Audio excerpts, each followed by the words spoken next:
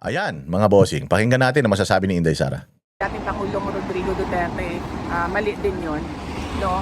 Dahil ang isang warrant of arrest galing sa labas ng Pilipinas, hindi issued by a Philippine court, should be presented in a Philippine court.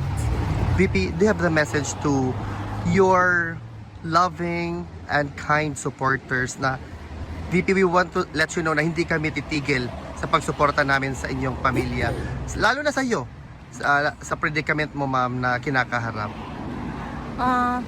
Yes, patuloy din ang pagpapasalamat ko araw-araw.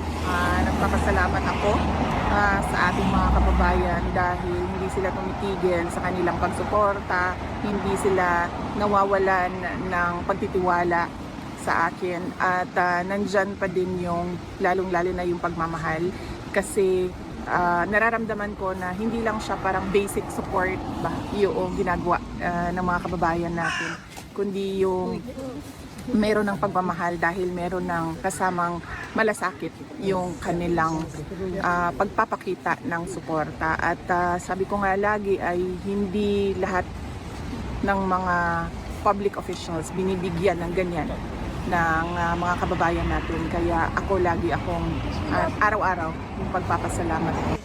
Good afternoon, Vice President Inday Sara Duterte. Pabuhay po kayo. How are you today, ma'am? Thank you. I am okay. No problems today. Maraming salamat. At maraming salamat sa regalo na tulips for Mother's Day. And lahat ng mga hindi ko nag-greet nung nakaraang linggo ay binabati ko ngayon ng pagpapasalamat sa lahat ng mga ina sa kanilang sakripisyo at katapangan para sa kanilang pamilya. Belated Happy Mother's Day sa ating mga Thank you, VP. Filipino women. VP Inday, how's former President Rodrigo Roa Duterte, ma'am? Okay lang siya.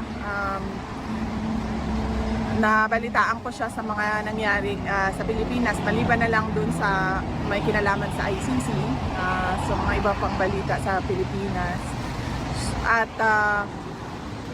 majority ng aming pinag-usapan ngayon ay patungkol sa pag-aasawa. Marriage. Okay.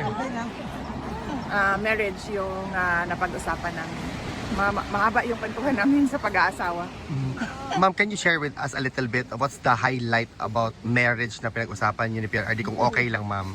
Yes, ang highlight ay nag-agree kaming dalawa na para magkaroon ng successful na pagsasama ang mag-asawa, kailangan hiwalay ang kanilang kwarto.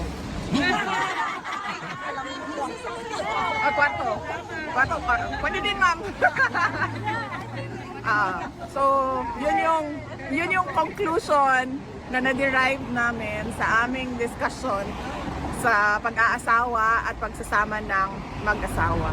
Mas magiging harmonious at peaceful ang pamamahay kung hiwalay ang kwarto ng mag-asawa. VP, meron bang gustong VP, meron bang gustong ipahiwatig or mensahe si President Rodrigo Roa Duterte, ma'am, sa mga kababayan natin?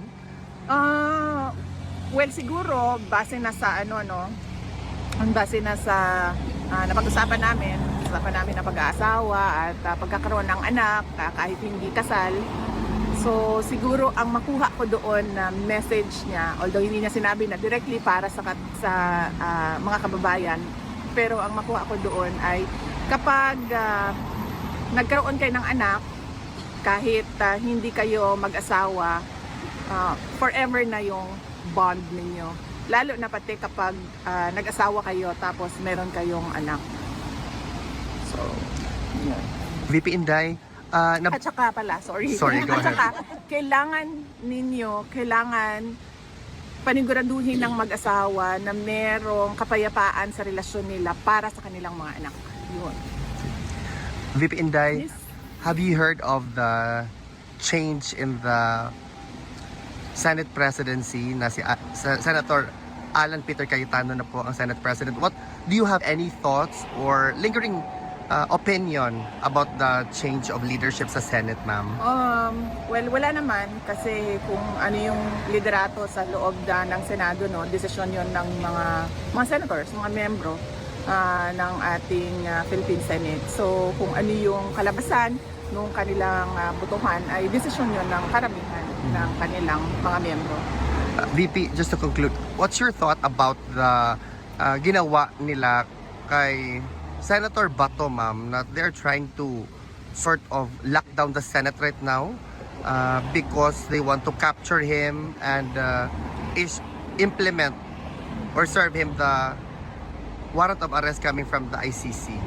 Tulad ng mali yan, tulad ng ginawa nila kay dating Pangulong Rodrigo Duterte, mali din yun. No? Dahil ang isang warrant of arrest galing sa labas ng Pilipinas, hindi issued by a Philippine court, should be presented in a Philippine court. VP, do you have the message to your loving and kind supporters na VP, we want to let you know na hindi kami titigil sa pagsuporta namin sa inyong pamilya.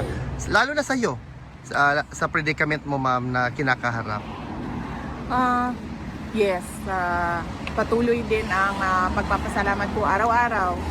Nagpapasalamat ako sa ating mga kababayan dahil hindi sila tumitigil sa kanilang pagsuporta, hindi sila nawawalan ng pagtitiwala sa akin at nandyan pa din yung lalong-lalo na yung pagmamahal kasi nararamdaman ko na hindi lang siya parang basic support ba yung ginagawa ng mga kababayan natin, kundi yung meron ng pagmamahal dahil meron ng kasamang malasakit yung kanilang pagpapakita ng suporta. At sabi ko nga lagi ay hindi lahat ng mga public officials binibigyan ng ganyan ng mga kababayan natin. Kaya ako lagi akong araw-araw yung pagpapasalamat ko. At araw-araw ako din nagdarasal na maging maayos yung Pilipinas. Dahil Ayan, alam ninyo, klaro dito sa sinabi na to ni Inday Sara, klaro dito mga bossing na mali yung ginagawa nila kay Senator Bato de la Rosa. Ito si Inday Sara is a lawyer. And alam naman natin pare-pareho. Hindi naman hindi naman na yan na kumbaga lingid sa lahat yung nangyari kay Pangulong Duterte is illegal. Kaya nga, itong Supreme Court dapat gumalaw na ito. Uy, Supreme Court, galaw-galaw na. Anong ginagawa nyo? Takot ba kayo? Oo, o equal body kayo. Huwag kayong matakot. O kailangan gampanan ninyo yung mga tungkulin ninyo. Alam namin na matatalino kayo dyan, dami-dami nyo dyan. O desisyonan nyo na yung mga nakapending sa inyo ng mga certiorari para matapos na ito. Yan ang panatero, walang inuurungan. Pag tama palakpakan, pag mali ay babanatan.